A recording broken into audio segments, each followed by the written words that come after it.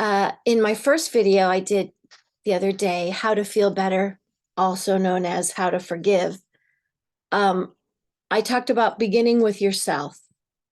And I want to elaborate on what that really means in step 2, take inventory, or I also could have called this opening Pandora's box.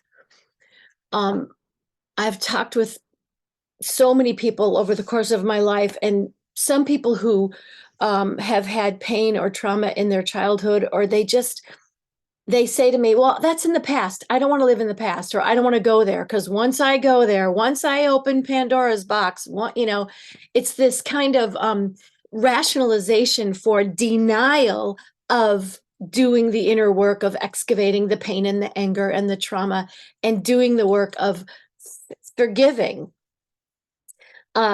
So many people just say, well, that's in the past. But I want to suggest this idea to you that what's in the past, first of all, I mean, if you want to go really deep, there's no such thing as time or space. So past is never past. I mean, I do agree with David Bowie that things that happen in the past only happen in your mind, in your head. I get that. But it is in our head. It is in our unconscious mind. It is stuck. The programming that gets downloaded in childhood becomes our autopilot, right? So how to feel better. I mean, if you're super happy, successful, have a great, sexy, loving, happy relationship, you're great with your kids and your career, then maybe you don't have to unpack anything. And God bless you if that's your life.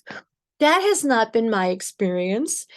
And the idea I want to say to you about Pandora's box is if you don't open that box, you're stuck inside the box. You're literally living in Pandora's box because Pandora's box is your brain, your unconscious mind.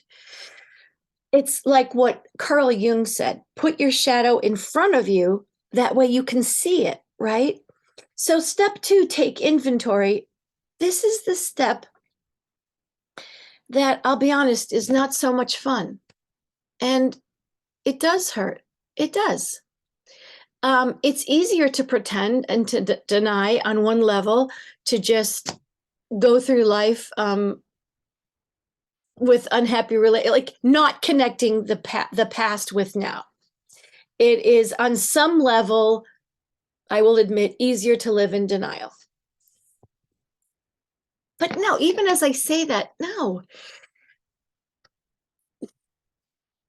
Okay. God help me.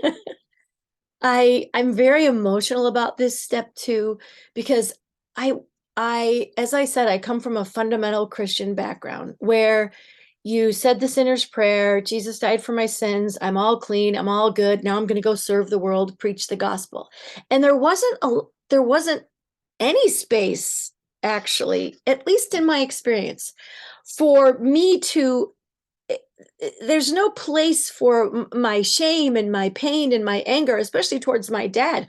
Honor your father and mother, period. You don't blame them for anything, you honor them. So for those of us who had a mother and a father who, from their own unconscious programming, were less than loving and nurturing and even abusive, or a narcissist, although I hate to throw that word around, but it's true. Some parents are narcissists. Some parents are unable and incapable of giving a young child the love and the care that they need. And some parents actually physically, sexually, emotionally, psychologically hurt their kids. And that's who I'm talking to. I'm in that club. And I'm not ashamed of it, right? I'm a human woman, and this was my path, and I'm not a victim. In the very large scheme of things, I came to the belief after decades of soul searching that I did choose my parents because I wanted to grow and expand and have unconditional love and love them regardless of the quality of love that they gave me. But that's a subject for another video. Today, the subject is take inventory, open Pandora's box, go there, right? Journaling is my favorite, easiest way to get it out, but you don't have to journal, just to. And also I say, if you need help with this, you can reach me at heal me/Susie Porter. I would happily hop on a call with you even for 90 minutes just to get you started free of charge, because it is a process. However long it takes you is between you and your own inner being. But take inventory, search your soul. If you're having problems in your marriage, um, it could be because of your relationship with your dad. I mean, of course, your relationship with your father is going to affect your marriage. So take inventory, explore all of the places in you, like Peter Gabriel saying, I'm digging in the dirt to see where I got hurt. And know that as you go, as you open Pandora's box, as you dig in the dirt to see where you got hurt, as you explore your own heart and your own inner child for all the places where you were wounded and hurt, know that love goes with you. Know that you're not alone. Know that you're safe. Take good care of yourself. And know that every feeling that you have of hatred or rage or blame or fury or victim, all of those feelings, there's nothing unholy, unspiritual, bad, or wrong about any of your raw, ragged, rough feelings. As a matter of fact, I, Susie Porter, will say that I think that those feelings are sacred. And that when you express them, write about them, get in touch with them, and get them out, you can give them to your higher power. Give them to God, give them to a loving universe, and say, help me, take these feelings from me. But in the Course of Miracles, Jesus says, I cannot take from you what you don't give to me.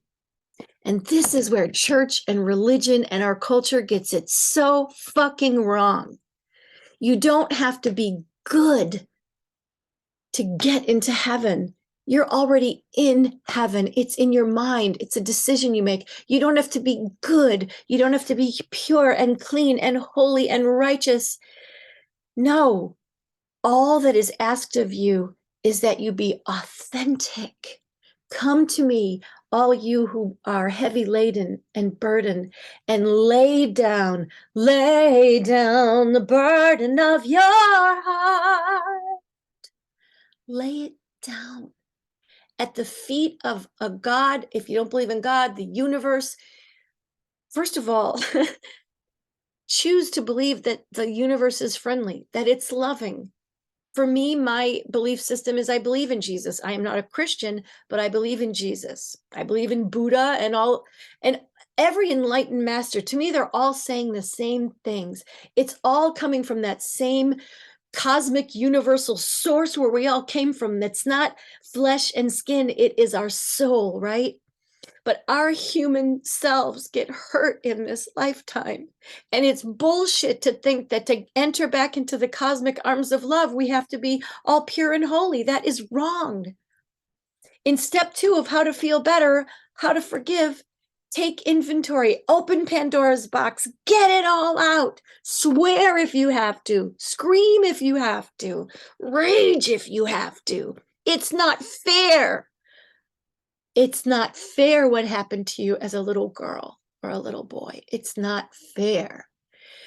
And as any parent who is what I call a good parent knows, when your 3 or 4-year-old is screaming and crying, you don't tell them they're wrong and they're bad and to stop crying. You mirror and you validate.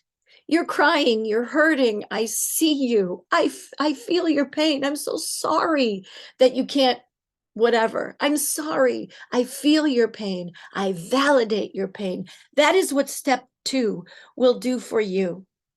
Give God, give the universe a chance to validate and to feel and to accept your pain, and ultimately, yes, to release you of your pain, to heal you of your pain, to set you free from your pain. Don't censor, don't judge, Don't compare.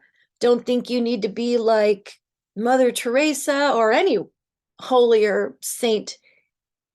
You don't have to be like Saint Francis. I've been trying to be like Jesus my whole life. It's a high bar. And he is my ultimate role model of a human being, I'll admit. But you know the expression, what would Jesus do? I always say, well, what would Jesus do if he was me, right? I'm Susie Porter. I'm not Jesus Christ. I'm Susie. And I have lived this life and I'm highly sensitive and I've got multitudes of emotions. And I have to do this process, this same process. That's why I'm sharing it with you. I could never get to the other side. I could never have found my personal power, real power, which is grounded in self love and forgiveness. I had to forgive my dad. I had to hate his guts first, but it's okay. I eventually forgave him. Now I love him. I am free in my heart and in my soul. But I'm not going to get ahead. We're in step 2. Okay. Take inventory, get it all out, do whatever you need to do to get to all the dark places of your shadow.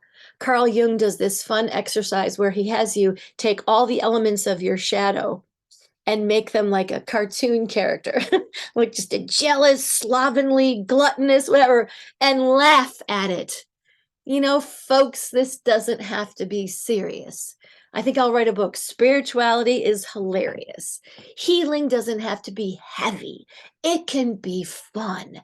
Jesus says in the Course of Miracles that the shit hit the fan. He didn't say that. I'm paraphrasing, but everything went to hell when the Son of Man forgot to laugh. That's how important. And he took serious this idea that he was separate from God. We're not separate from God. We're not separate from love. We're not separate from all the power of the universe, but our unforgiveness keeps us separate. That's why it's so important. That's why I will always talk about forgiveness, but I will always try to explain it in a way that removes it from the old paradigm of I'm holy and I'm going to forgive you, the sinner, to there's nothing to forgive. We're all innocent children of God. Your mom and dad did the best they could. But step 2, validate the pain that you felt as that child. Honor it, respect it, get it all out. Vomit it out on the page. Have someone hold you while you cry. Whatever you need to do. Do not censor. Do not be afraid to open Pandora's box. If you don't open that box, you're going to be a prisoner inside of that box. Put that shadow in front of you. When I did my one woman show, I put a spotlight on that shadow and I go, look at my shame. Here it is. I'm going to share it with total strangers. And do you know how liberating that was? Yeah, I was molested. Big deal. Not big deal, but I didn't do anything wrong. I showed the innocent child in the spotlight. And I know that every woman and man sitting in that audience who was also molested got healing from that spotlight. Innocent children do not deserve to feel ashamed. And step 2 is where you set yourself free from that shame. How to feel better?